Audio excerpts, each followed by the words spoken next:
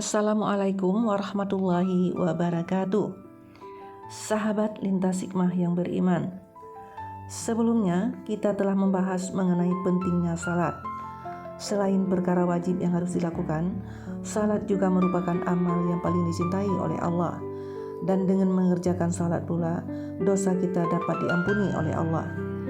Lantas, adakah ancaman dan celaan bagi orang yang meninggalkan salat? Simak penjelasannya di sini. Sebelum lanjut, jangan lupa like, komen, dan subscribe. Dan aktifkan lonceng notifikasinya untuk mendapatkan info dan video terbaru dari channel YouTube Lintas Hikmah.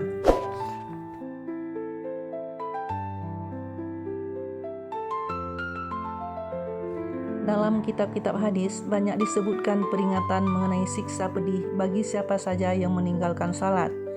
Beberapa hadis yang akan saya sebutkan sebagai contoh, ini akan terasa cukup bagi orang yang memahami ucapan seseorang yang ucapannya pasti benar. Pemberi kabar ini adalah seseorang yang telah banyak berkorban demi cintanya kepada umatnya. Karena cintanya ini, beliau berkali-kali mengingatkan kita agar benar-benar memperhatikan masalah ini. Sebenarnya Rasulullah SAW sangat menghendaki agar kita menjaga salat, namun justru kita sering melalaikannya, padahal kita mengaku sebagai umat Rasulullah SAW. Hadis yang pertama dari Jabir bin Abdillah radhiyallahu an. Rasulullah SAW bersabda, penghubung antara seseorang dengan kekufuran adalah meninggalkan salat. Hadis riwayat Ahmad dan Muslim. Dan sabda beliau lainnya, penghubung antara seseorang dengan kekufuran dan syirik adalah meninggalkan salat. Hadis riwayat Abu Daud dan Nasai. Dengan lafaz, tidak ada pembeda antara seorang hamba dengan kekufuran kecuali meninggalkan salat. Sedangkan lafaz Tirmizi, di antara kekufuran dan keimanan adalah meninggalkan salat. Dan lafaz Ibnu Majah menyebutkan, pembeda antara seorang hamba dengan kekufuran adalah meninggalkan salat. Demikian disebutkan dalam At-Targhib dari Al-Munziri, dan berkata Imam Sayuti radhiyallahu an dalam Durrul Mansur, hadis dari Jabir radhiyallahu an dan yang lainnya. Masih banyak hadis lainnya mengenai hal ini. Sabda Nabi SAW, bersegeralah salat ketika hari mendung. Barang siapa meninggalkan salat dapat menjadi kufur. Maksudnya, jangan sampai karena cuaca mendung membuat kita tidak mengetahui waktu salat yang tepat, sehingga salat terlewatkan. Meskipun dapat mengqadanya, hal ini termasuk meninggalkan salat. Betapa keras sabda Nabi SAW, sehingga beliau berfatwa bahwa orang yang meninggalkan salat jatuh dalam kekufuran. Meskipun sebagian ulama berpendapat bahwa hukum kufur dijatuhkan kepada orang yang mengingkari salat, bagaimanapun juga ancaman ini sangat keras. Oleh sebab itu, barang siapa di hatinya terdapat keagungan Nabi SAW dan sabda-sabdanya, maka peringatan ini sudah sangat keras baginya. Selain sabda Nabi SAW tersebut di atas para sahabat besar seperti Umar, Ibnu Mas'ud, Ibnu Abbas radhiyallahu anhum, dan yang lain juga berpendapat bahwa orang yang meninggalkan salat tanpa uzur berarti telah kafir. Demikian pula pendapat Ahmad bin Hanbal, Ishaq bin Rahawaih, dan Ibnu Mubarak rahmatullah alaihim. Semoga Allah menjaga kita dari perbuatan tersebut. Hadis selanjutnya dari Ubadah bin Samit radhiyallahu an. Ia berkata, kekasih saya Rasulullah SAW menasihati saya dengan 7 hal. Janganlah menyekutukan Allah dengan apapun, walaupun kamu dipotong-potong, dibakar atau disalib. Jangan meninggalkan salat dengan sengaja, karena barang siapa sengaja meninggalkan salat, sungguh ia telah keluar dari Islam. Jangan bermaksiat, karena maksiat itu menyebabkan murka Allah. Dan jangan minum khamar, karena sesungguhnya ia adalah pangkal segala dosa. Hadis riwayat Tabrani dan At-Targhib. Abu Darda radhiyallahu an juga meriwayatkan hadis yang sama. Ia berkata, kekasih saya Rasulullah SAW menasihati saya, jangan menyekutukan Allah dengan apapun, walaupun kamu dipotong-potong dan dibakar. Jangan sengaja meninggalkan salat. Barang siapa sengaja meninggalkannya, sungguh Allah berlepas diri darinya. Jangan minum khamar, sesungguhnya ia adalah kunci segala keburukan. Hadis yang ketiga dari Mu'adz bin Jabal radhiyallahu an berkata, Rasulullah Shallallahu Alaihi Wasallam berwasiat kepadaku 10 perkara. Beliau bersabda, jangan menyekutukan Allah dengan apapun, walaupun kamu dibunuh atau dibakar. Jangan mendurhakai orang tuamu, walaupun kamu harus berpisah dengan istri dan hartamu. Jangan sekali-kali sengaja meninggalkan salat fardu, karena sesungguhnya orang yang sengaja meninggalkan salat fardu telah terlepas dari tanggungan Allah. Jangan minum khamar, sesungguhnya ia pangkal segala kejahatan. Jauhilah maksiat, karena maksiat menyebabkan murka Allah. Jangan lari dari medan perang, walaupun teman-temanmu gugur. Tetaplah di tempatmu, walaupun wabah kematian menimpa orang-orang. Nafkahilah keluargamu semampumu. Jangan tinggalkan tongkatmu atau rotan untuk mendidik anak-anakmu, dan ajarkanlah kepada mereka rasa takut kepada Allah. Hadis riwayat Ahmad, Tabrani, dan At-Targhib. Maksud jangan tinggalkan rotan untuk mendidik anak-anakmu adalah jangan membiarkan anak-anak kita ketika mereka berbuat kesalahan, yaitu seorang ayah tidak menghukum anaknya ketika ia berbuat kesalahan. Bahkan, kadang-kadang anak harus dipukul dengan pukulan yang diperbolehkan oleh syariat. Karena pada umumnya, jika tanpa pukulan, peringatan kita kurang diperhatikan. Dewasa ini, dengan alasan kasih sayang, kita tidak berani menegur anak kita jika mereka berbuat salah. Dan ketika anak sudah terbiasa dengan perbuatan buruk, barulah kita menangis cemas. Sebetulnya, yang demikian itu bukan kasih sayang, tetapi permusuhan, karena telah membiarkan mereka dalam perbuatan buruk. Yang demikian itu bertentangan dengan makna kasih sayang yang sebenarnya. Orang bijak manakah yang dapat berkata bahwa bisul kecil yang bertambah banyak pada anak-anaknya tidak perlu diobati, dengan alasan kasihan melihat anak itu menangis karena merasa perih jika dibubuhi serbuk obat. Walaupun ratusan ribu anak akan lari menangis karena hal itu, serbuk obat tetap harus dibubuhkan ke atas lukanya. Banyak sekali hadis Rasulullah Shallallahu Alaihi Wasallam yang menyatakan bahwa anak usia 7 tahun hendaknya disuruh mendirikan salat. Jika mereka mencapai usia 10 tahun, hendaklah dipukul ketika mereka meninggalkan salat. Abdullah bin Mas'ud radhiyallahu an berkata, perhatikanlah salat anak-anak kalian dan biasakanlah mereka dengan amal salih. Luqman Hakim berkata, pukulan seorang ayah kepada anaknya laksana air yang menyirami kebun. Nabi Shallallahu Alaihi Wasallam bersabda, barang siapa memperingatkan anak-anaknya ketika bersalah, maka itu lebih baik daripada bersedekah satu sa'. Nabi Shallallahu Alaihi Wasallam bersabda, semoga Allah merahmati orang yang menyimpan cambuk untuk memperingatkan atau mendidik keluarganya. Hadis riwayat Jami'us Shagir. Sabda beliau lainnya, tidak ada suatu pemberian yang terbaik dari seorang ayah kepada anaknya kecuali akhlak yang baik. Hadis riwayat Jami'us Shagir. Hadis yang keempat dari Naufal bin Muawiyah radhiyallahu an, bahwa Nabi Shallallahu Alaihi Wasallam bersabda, barang siapa terlepas dari satu salatnya, seolah-olah ia telah kehilangan seluruh keluarga dan hartanya. Hadis riwayat Ibnu Hibban dan At-Targhib. Biasanya salat terabaikan karena sibuk dengan keluarga atau harta. Nabi Shallallahu Alaihi Wasallam bersabda, jika harta telah melalaikan satu salat saja, maka kita harus bersedih, seolah-olah kita telah kehilangan seluruh keluarga dan harta kita. Tinggal kita sendiri di dalam rumah kita. Jadi, seberapa banyak kerugian kita jika kehilangan semua itu, sebanyak itu pula kerugian kita bila meninggalkan salat. Begitu pula sejauh mana kita bersedih karena kehilangan keluarga dan harta kita, sejauh itu pula hendaknya kita bersedih jika kehilangan salat. Jika ada seseorang terpercaya berkata bahwa di jalan itu ada perampok, siapapun yang melewati jalan itu pada tengah malam pasti akan dibunuh dan dirampoknya.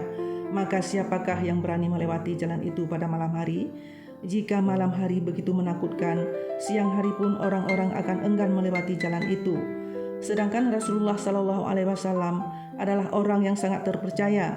Beliau sering memperingatkan kita, tetapi kita sering melalaikannya. Kita sering mengaku sebagai pengikutnya yang setia, namun adakah pengaruh dari sabda beliau yang melekat pada diri kita?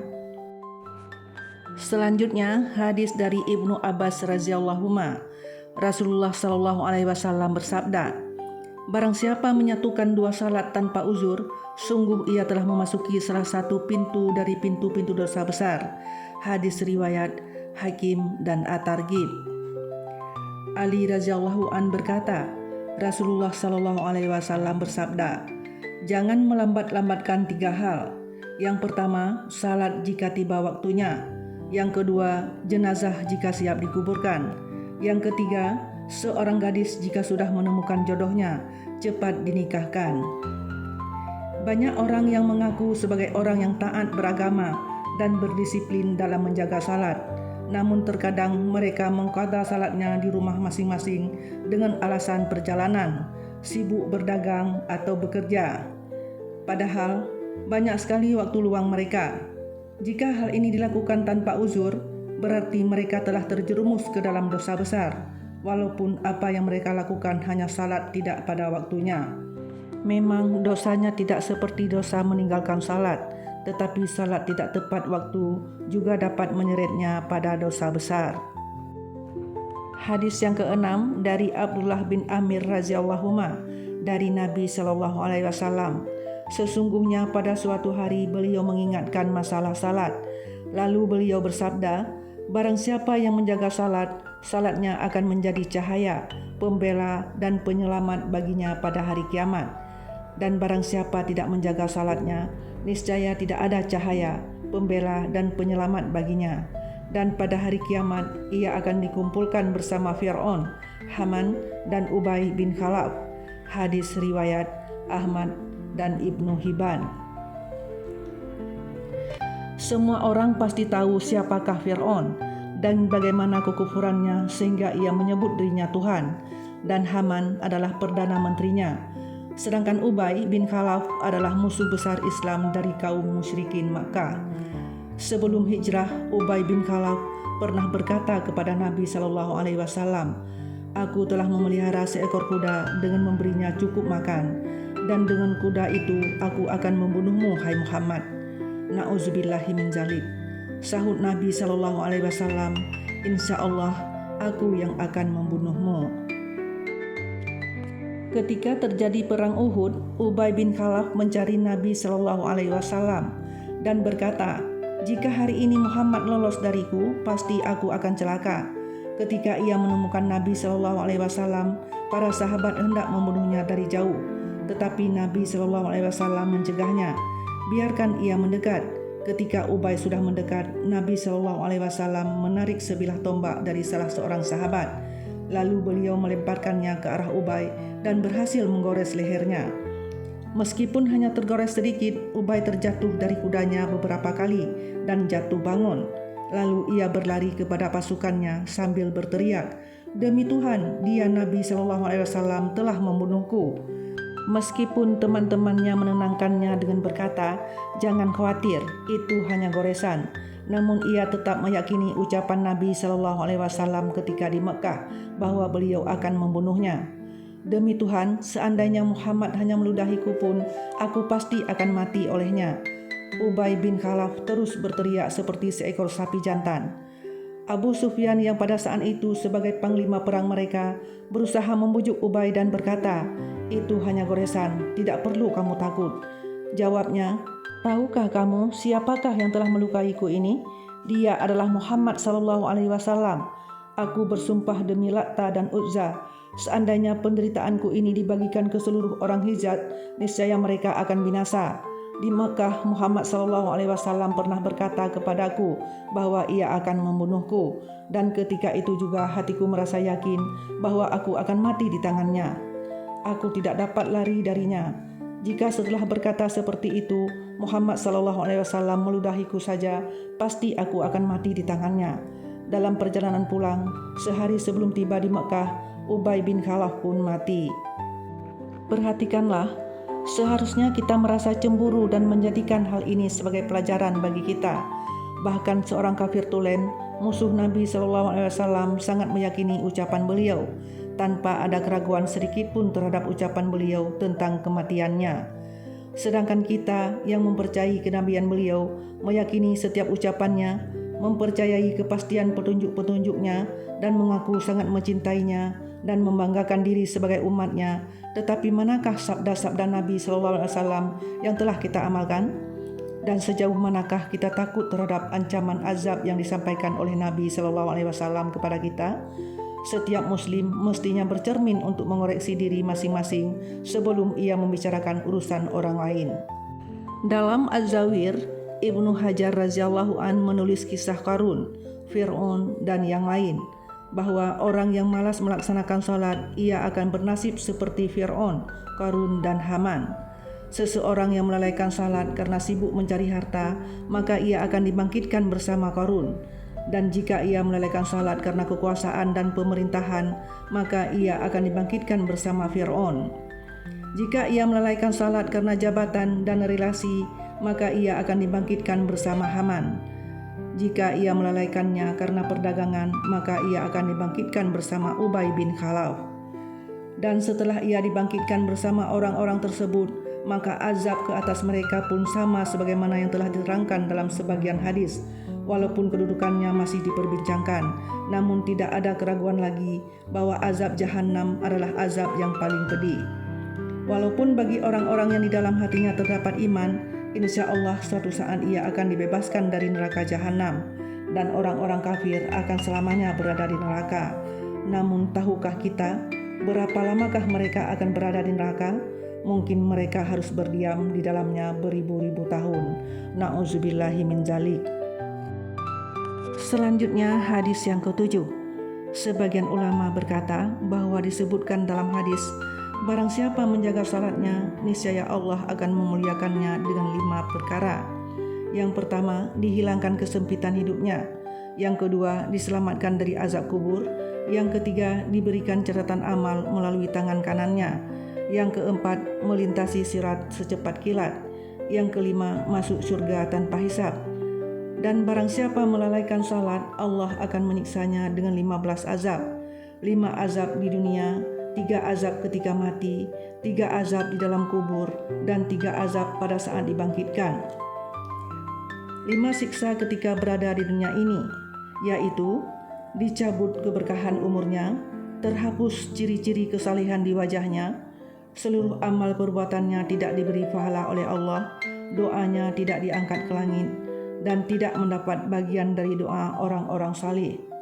Dan 3 siksa pada saat kematian, mati dalam kehinaan, mati dalam kelaparan, mati dalam kehausan, walau diminumkan air lautan di dunia ini, tidak akan menghilangkan rasa hausnya. Dan 3 siksa di dalam kubur.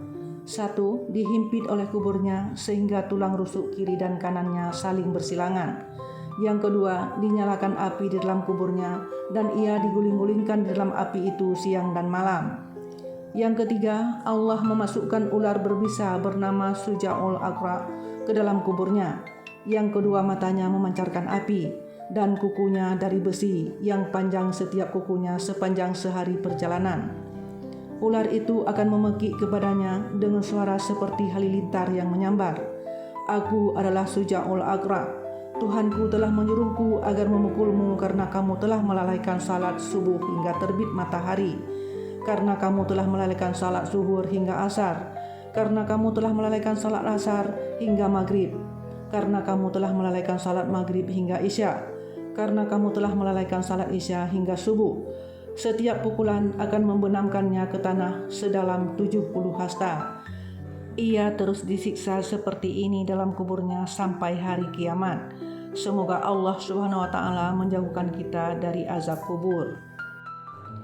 Dan 3 siksa pada hari kebangkitan. Yang pertama, dihisab dengan sangat berat. Yang kedua, dimurkai oleh Allah. Yang ketiga, dilemparkan ke dalam neraka. Riwayat lain menyebutkan, barang siapa melalaikan salat, ia akan datang pada hari kiamat dan tertulis di wajahnya 3 baris tulisan, yaitu baris pertama, wahai orang yang menyia-nyiakan hak Allah. Baris kedua, wahai orang yang dimurkai Allah. Dan baris ketiga, sebagaimana kamu telah menyia-nyiakan hak Allah di dunia, maka pada hari ini kamu berputus asa dari rahmat Allah.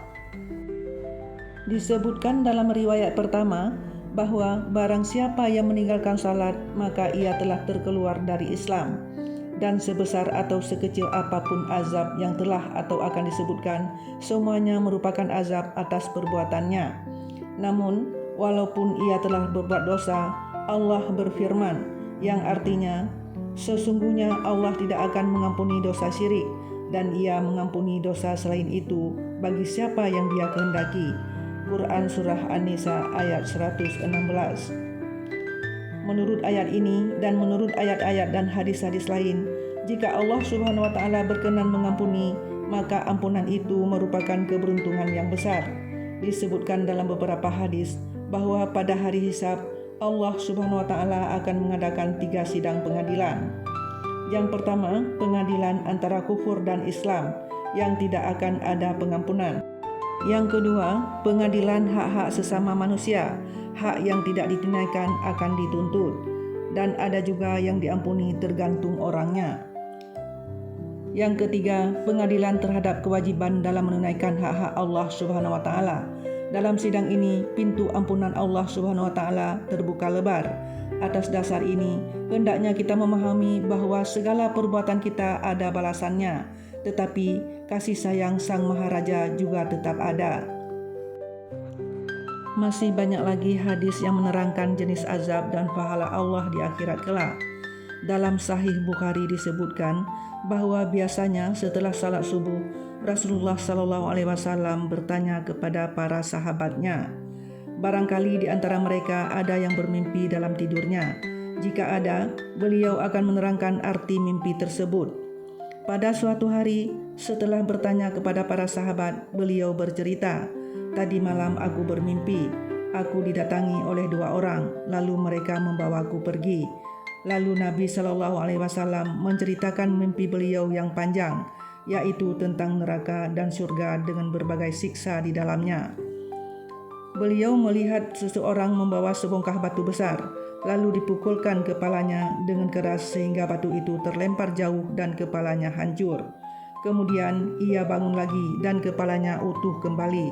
Lalu ia mengambil batu tadi dan dipukulkannya kembali ke kepalanya sehingga kepalanya hancur lagi dan batu itu terlempar lagi. Demikianlah seterusnya. Melihat hal itu, Nabi SAW bertanya pada kedua pengiringnya, "Siapakah mereka?"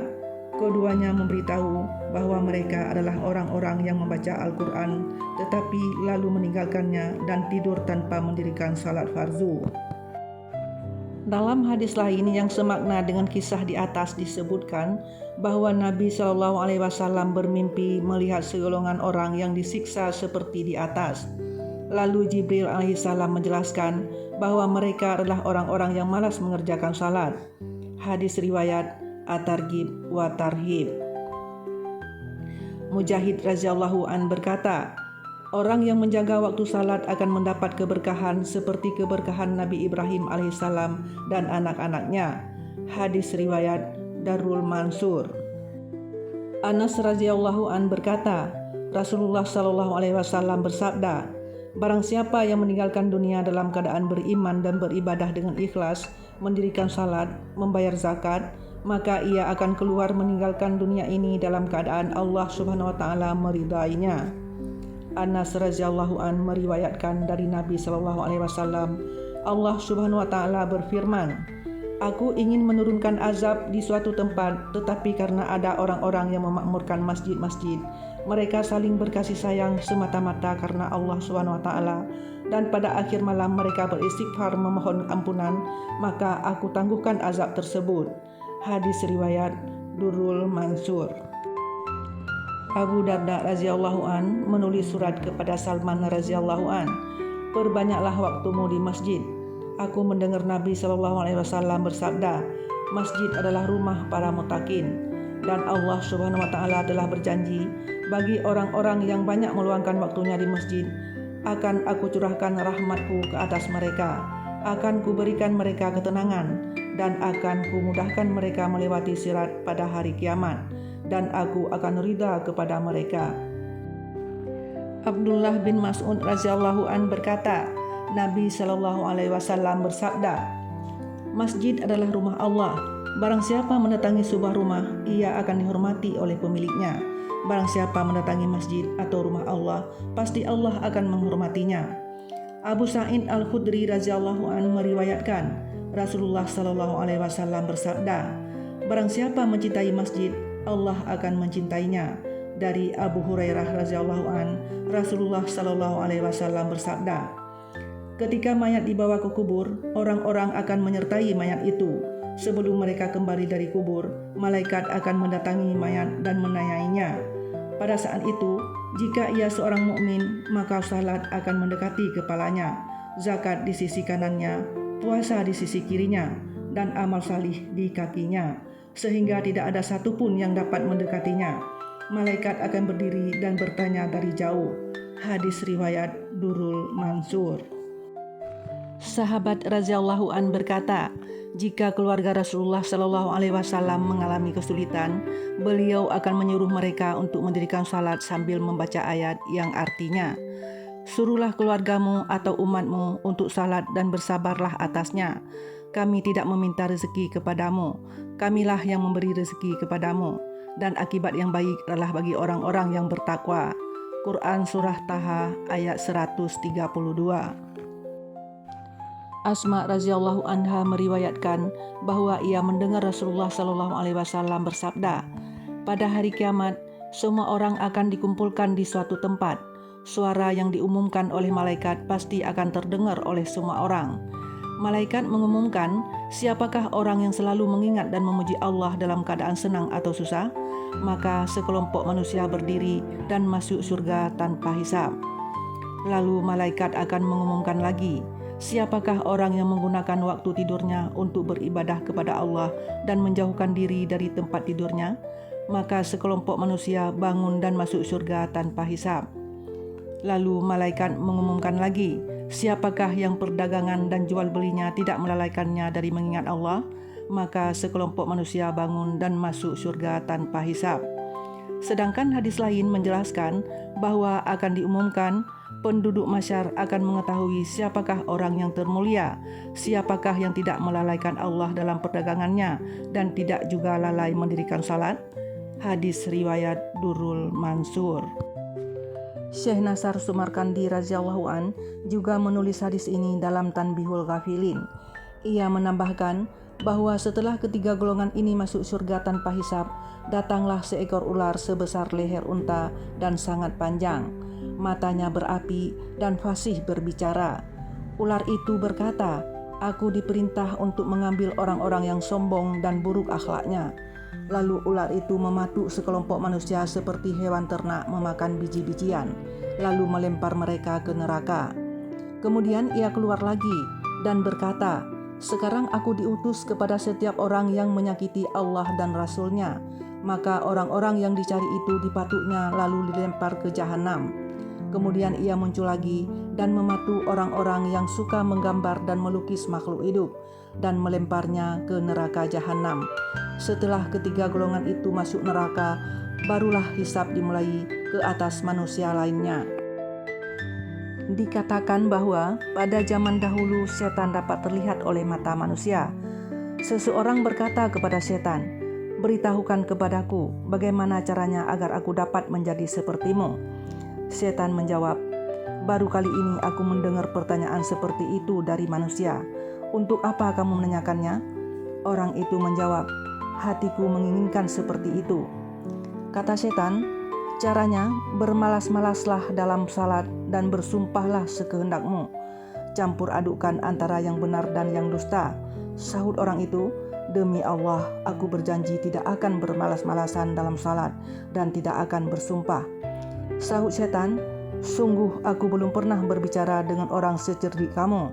Aku berjanji, setelah ini aku tidak akan lagi menasihati seorang manusia pun. Ubay radhiyallahu an berkata, Rasulullah Shallallahu alaihi wasallam bersabda, berilah kabar gembira kepada umat ini bahwa mereka akan dimuliakan dan disanjung dengan kemenangan agamamu. Tetapi mereka yang menggunakan agamanya demi tujuan dunia tidak akan mendapatkan apa-apa di akhirat. Hadis riwayat At-Targhib wa Tarhib. Rasulullah Shallallahu alaihi wasallam bersabda, Aku pernah melihat wajah Allah yang maha indah. Allah Subhanahu wa Ta'ala berfirman kepadaku, "Wahai Muhammad, mengapa para malaikat saling berbantah-bantahan?" Aku menjawab, "Aku tidak tahu ya Allah." Lalu dengan tangannya yang penuh berkah, Allah memegang dadaku sehingga terasa sejuk. Dan karena keberkahannya, diperlihatkan seluruh alam ini di depan mataku. Lalu Allah berfirman, "Sekarang jawablah, mengapa para malaikat itu berbantah-bantahan?" Aku menjawab, mereka berbantah-bantahan tentang hal-hal yang meninggikan derajat, hal-hal yang menghilangkan dosa, dan tentang pahala bagi setiap langkah kaki yang menuju masjid untuk salat berjamaah, tentang pahala berwudu dengan sempurna pada musim dingin, dan pahala menunggu di antara dua waktu salat. Barang siapa benar-benar memperhatikan hal ini, mereka akan hidup dalam keadaan terbaik dan akan mati dalam keadaan terbaik. Dalam hadis lain, Allah Subhanahu wa Ta'ala berfirman, "Wahai anak Adam, salatlah untukku 4 rakaat pada permulaan pagi, maka akan aku sempurnakan semua keperluanmu pada hari itu." Dalam Tanbihul Ghafilin terdapat sebuah hadis yang berbunyi, salat adalah penyebab keridaan Allah. Salat itu dicintai malaikat. Salat adalah sunnah para nabi, dan dengan salat akan menghasilkan nur ma'rifatullah, menyebabkan doa terkabul, memberkahkan rezeki, akar keimanan, menyehatkan badan, senjata melawan musuh, pembela bagi pelakunya, cahaya dalam kubur, melapangkan hati, penolong dalam menjawab pertanyaan mungkar nakir, pelindung dari panas matahari pada hari hisab, cahaya dalam kegelapan, perisai dari api neraka, memberatkan amal saat ditimbang, mempercepat saat melewati sirat, dan salat adalah kunci surga. Ibnu Hajar radhiyallahu an menulis dalam Al-Munabbihat bahwa Utsman radhiyallahu an berkata, Allah Subhanahu wa Ta'ala memberikan 9 karunia kepada siapa saja yang menjaga kekhusyukan dalam salat dan tepat waktu. Yang pertama, Allah Subhanahu wa Ta'ala mencintainya. Yang kedua, merasakan nikmat kesehatan. Yang ketiga, dilindungi para malaikat. Yang keempat, rumahnya diberkahi. Yang kelima, nur kesalihan bersinar dari wajahnya. Yang keenam, hatinya menjadi lembut. Yang ketujuh, melewati sirat secepat kilat. Yang kedelapan, diselamatkan dari neraka. Dan yang kesembilan, para pendampingnya di surga adalah tetangganya yang telah Allah Subhanahu wa Ta'ala firmankan dalam Al-Quran, yang artinya mereka tidak takut dan tidak pula bersedih. Quran Surah Al-Baqarah ayat 38. Rasulullah Shallallahu Alaihi Wasallam bersabda, salat adalah tiang agama dan memiliki 10 faedah, yaitu daya tarik pada wajah, nur dalam hati, menyehatkan dan menyegarkan badan, kekasih dalam kubur, penyebab turunnya rahmat Allah, kunci langit, memberatkan timbangan amal baik, jalan menuju keridaan Allah, harga surga, dan pelindung dari neraka. Rasulullah Shallallahu Alaihi Wasallam bersabda, barang siapa mengerjakan salat berarti menegakkan agama, dan barang siapa meninggalkannya berarti menghancurkan agama. Hadis lain menyebutkan, rumah yang di dalamnya sibuk digunakan untuk salat akan memancarkan nur, maka sinarilah rumahmu dengan salat. Sabda Nabi Shallallahu Alaihi Wasallam yang masyhur, pada hari kiamat kelak disebabkan wudu dan sujud mereka, maka tangan, kaki, dan wajah mereka akan bercahaya sehingga mereka akan mudah dikenali dari umat yang lainnya.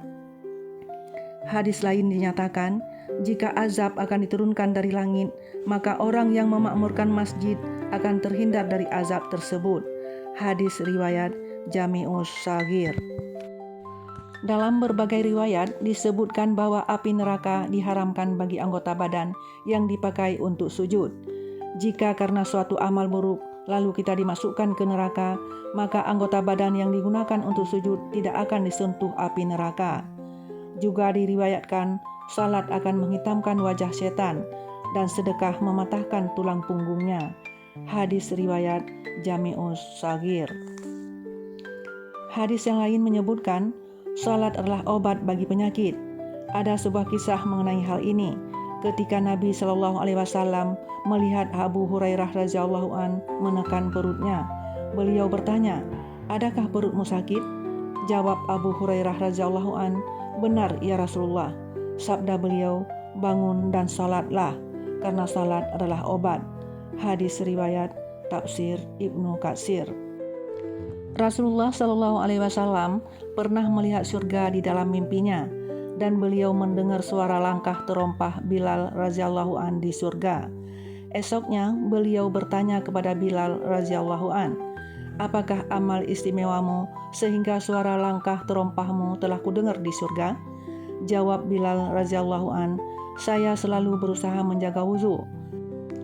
Apabila wudhu saya batal di tengah malam atau siang, saya akan berwudhu kembali, lalu saya akan salat tahiyatul wudhu semampu saya.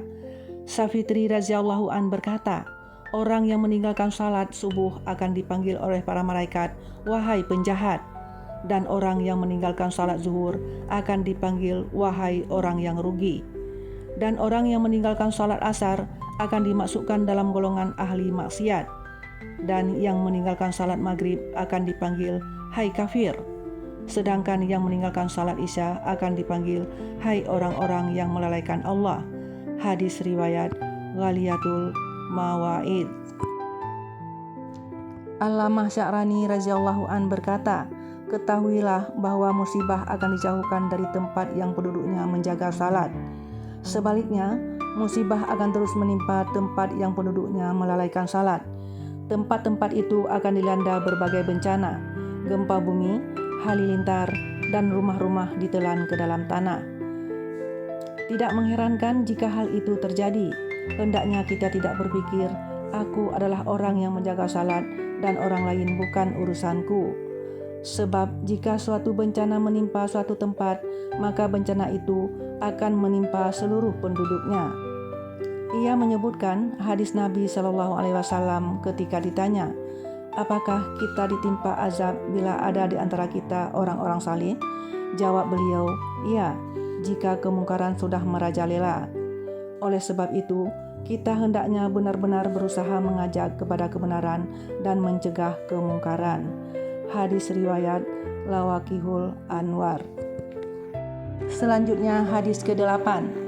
Rasulullah Shallallahu Alaihi Wasallam bersabda, barang siapa meninggalkan salat hingga lewat waktunya, lalu ia mengqadanya, maka ia akan disiksa di neraka selama satu hukuk. Satu hukuk sama dengan 80 tahun, dan satu tahun terdiri dari 360 hari. Dan ukuran sehari di akhirat adalah 1000 tahun di dunia. Dari hitungan ini, satu hukuk sama dengan 28.800 tahun. Hadis riwayat Majalisil Abrar. Dari segi bahasa, hukuk artinya waktu yang sangat panjang, tetapi menurut kebanyakan hadis, hukuk artinya masa di atas 80 tahun. Demikian perhitungan yang ditulis dalam Durrul Mansur berdasarkan beberapa riwayat. Ali radhiyallahu an pernah bertanya kepada Hilal Hijri radhiyallahu an, berapakah satu hukuk itu? Hilal Hijri radhiyallahu an menjawab, satu hukuk adalah 80 tahun, dan setahun itu 12 bulan, dan dalam setiap bulannya terdiri dari 30 hari, dan setiap harinya sama dengan 1000 tahun. Abdullah bin Mas'ud radhiyallahu an meriwayatkan dengan sahih bahwa satu hukuk adalah 80 tahun. Dari Abu Hurairah radhiyallahu an, Rasulullah Shallallahu Alaihi Wasallam bersabda, satu hukuk adalah 80 tahun, dan satu tahun terdiri dari 360 hari, dan satu hari di akhirat sama dengan 1000 tahun perhitunganmu di dunia ini. Juga diriwayatkan oleh Abdullah bin Umar radhiyallahu anhu, ia berkata, hendaknya seseorang tidak merasa tenang bahwa dengan adanya iman suatu saat pasti keluar dari neraka. Memang setelah dibakar 28.800 tahun ia akan keluar, dengan catatan tidak ada hal lain yang membuatnya tinggal lebih lama di neraka. Masih banyak lagi riwayat tentang satu hukuk tersebut, mungkin bergantung pada keadaan orangnya, bisa berkurang atau bertambah. Dalam Qurratul Uyun, Abu Laid Samarkandi radhiyallahu an menyebutkan sebuah hadis Nabi sallallahu alaihi wasallam bahwa barang siapa sengaja meninggalkan salat fardu walaupun hanya satu salat, maka akan tertulis namanya di pintu neraka yang harus ia masuki. Dari Ibnu Abbas radhiyallahu anhu, Rasulullah sallallahu alaihi wasallam pernah berdoa, ya Allah, jangan jadikan salah seorang di antara kami termasuk dalam golongan orang yang sengsara dan celaka. Lalu beliau bertanya, "Tahukah kamu siapakah orang yang sengsara dan celaka itu?" Jawab para sahabat, "Engkau lebih tahu ya Rasulullah." Sabda beliau, "Orang yang sengsara adalah orang yang meninggalkan salatnya. Di dalam Islam mereka tidak akan mendapat apapun." Disebutkan dalam hadis yang lain, barang siapa meninggalkan salat tanpa alasan syar'i, maka pada hari kiamat Allah tidak akan mempedulikannya. Bahkan Allah akan menyiksanya dengan azab yang sangat pedih. Hadis lainnya juga menyebutkan ada 10 orang yang akan disiksa sangat keras. Di antaranya adalah orang yang meninggalkan salat. Tangan mereka akan dibelenggu, mulut mereka dikunci, dan para malaikat terus-menerus memukuli mereka dari depan dan dari belakang. Surga berkata kepada mereka, "Kamu tidak memiliki hubungan apapun denganku. Aku bukan untuk orang sepertimu, dan kamu bukan untukku." Jahanam berkata, "Mari kemari, mendekatlah kepadaku. Kamu untukku dan aku untukmu." Dalam hadis ini diriwayatkan bahwa di neraka terdapat suatu lembah yang bernama Lam-Lam.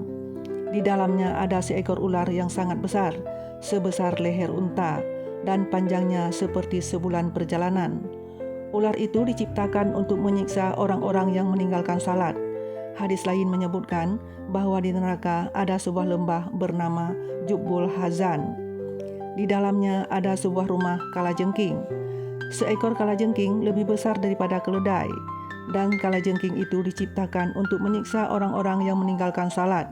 Memang Allah Subhanahu wa Ta'ala dengan mudah dapat mengampuni dosa hambanya, tetapi siapakah yang dapat menjamin bahwa Allah Subhanahu wa Ta'ala akan mengampuni dosa kita? Di dalam Az-Zawajir, Ibnu Hajar radhiyallahu an menulis, seorang wanita meninggal dunia, lalu saudara laki-lakinya ikut dalam pengebumiannya. Ketika penguburan, dompetnya terjatuh dan masuk ke liang kubur. Saat itu ia tidak memperhatikannya, tetapi kemudian ia teringat. Diam-diam ia pergi ke kubur saudara perempuannya itu untuk mengambil dompetnya. Baru saja kubur itu dibuka, terlihat kobaran api memenuhi kubur itu. Ia sangat kaget terhadap kejadian itu. Lalu ia mengadukan kepada ibunya sambil menangis dan meminta penjelasan mengenai kejadian tersebut. "Mengapa hal itu terjadi?" Jawab ibunya, "Saudara perempuanmu selalu malas mengerjakan salat dan selalu mengqadha salatnya. Semoga Allah Subhanahu wa Ta'ala menjaga diri kita dari perbuatan tersebut." Yang terakhir, hadis dari Abu Hurairah radhiyallahu an. Ia berkata, Rasulullah Shallallahu alaihi wasallam bersabda, "Tidak ada bagian dalam Islam bagi orang yang tidak mengerjakan salat, dan tidak ada salat bagi orang yang tidak berwuzu." Hadis riwayat Bazzar. Dan dikeluarkan oleh Hakim dari Aisyah radhiyallahu anha secara marfu, "Ada 3 perkara yang aku bersumpah atasnya. Allah tidak menjadikan orang yang mempunyai bagian dalam Islam sama seperti orang yang tidak memilikinya. Dan bagian-bagian Islam itu adalah saum, salat, dan sedekah."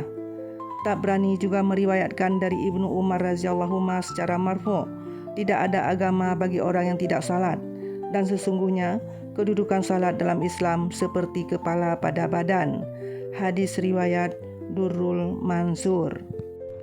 Seseorang yang tidak salat tetapi mengaku muslim atau dengan panjang lebar sering mempropagandakan semangat keislamannya, hendaknya ia memikirkan sabda-sabda Nabi Shallallahu alaihi wasallam dan melihat keberhasilan orang-orang terdahulu. Kejayaan orang-orang terdahulu adalah karena mereka selalu berpegang teguh pada agamanya, sehingga dunia berada di bawah telapak kaki mereka. Suatu ketika, mata Abdullah bin Abbas terus mengalirkan air mata, sehingga orang-orang berkata kepadanya, "Engkau dapat sembuh asalkan engkau meninggalkan salat untuk sementara." Ia langsung menyaut, "Tidak, itu tidak dapat aku lakukan, karena aku mendengar Rasulullah bersabda, barang siapa meninggalkan salat, niscaya ia akan menjumpai Allah dalam keadaan dimurkai olehnya." Riwayat lain menyebutkan bahwa mereka menasihatinya agar bersujud di atas kayu selama 5 hari. Ia menjawab, "Sungguh, 1 rakaat pun tidak akan aku lakukan. Baginya lebih baik buta seumur hidup daripada meninggalkan salat." Padahal dalam syariat agama, dalam uzur seperti itu terdapat keringanan, tetapi ia berpegang teguh pada sunnah Rasulullah SAW. Pada akhir hayat Umar radhiyallahu an, ketika ia ditikam lembing, ia banyak mengeluarkan darah dan sering pingsan. Karena demikian parah pingsannya, ia pun wafat. Meskipun uzurnya demikian keras, jika tiba waktu salat, ia akan segera berdiri dan pergi untuk salat. Ia berkata, sesungguhnya sangat penting seseorang itu menjaga salatnya. Barang siapa tidak menjaga salatnya, ia tidak mendapatkan bagian apapun dalam Islam. Kita beranggapan bahwa nasihat dan kebaikan untuk orang sakit adalah tidak membebaninya dengan salat. Biarlah nanti diganti dengan fidyah. Sedangkan bagi mereka, kebaikan untuk orang sakit adalah selama ia mampu. Walaupun disertai teriakan-teriakan kesakitan, hendaknya ibadah tidak ditinggalkan. Lihatlah mana jalan kita dan mana jalan mereka. Suatu ketika Ali radhiyallahu an meminta seorang pembantu kepada Nabi SAW untuk membantu pekerjaannya sehari-hari. Sabda Nabi SAW, pilihlah salah satu dari 3 orang hamba saya yang kamu sukai. Jawab Ali radhiyallahu an, saya serahkan pada pilihanmu ya Rasulullah. Lalu beliau memilih seseorang dan bersabda, dia selalu menjaga salatnya, kamu jangan memukulnya. Kami dilarang memukul orang yang menjaga salatnya. Kisah yang sama seperti ini juga terjadi pada Abdul Haitsam radhiyallahu an, yaitu ketika ia meminta hamba sahaya dari Nabi SAW. Sedangkan yang terjadi pada zaman ini adalah, jika seorang pekerja kita menjaga salatnya, maka kita akan menghinanya dan mencercanya dengan anggapan bahwa salat adalah beban yang menyusahkan kita. Sufyan Ats-Tsauri radhiyallahu an pernah berdiam di rumahnya selama 7 hari tanpa makan, minum, dan tidur sedikit pun. Seseorang mengadukan tentang dirinya kepada gurunya. Gurunya bertanya, apakah ia menjaga waktu salat? Dijawab, iya, ia tetap menjaga waktu salat. Sahut gurunya, segala puji bagi Allah yang telah menghalangi setan untuk memperdayakannya. Hadis riwayat Bahjatun Nufus. Demikianlah beberapa hadis yang menjelaskan tentang ancaman dan celaan bagi orang yang meninggalkan salat. Nantikan video selanjutnya hanya di channel YouTube Lintas Hikmah. Wassalamualaikum warahmatullahi wabarakatuh.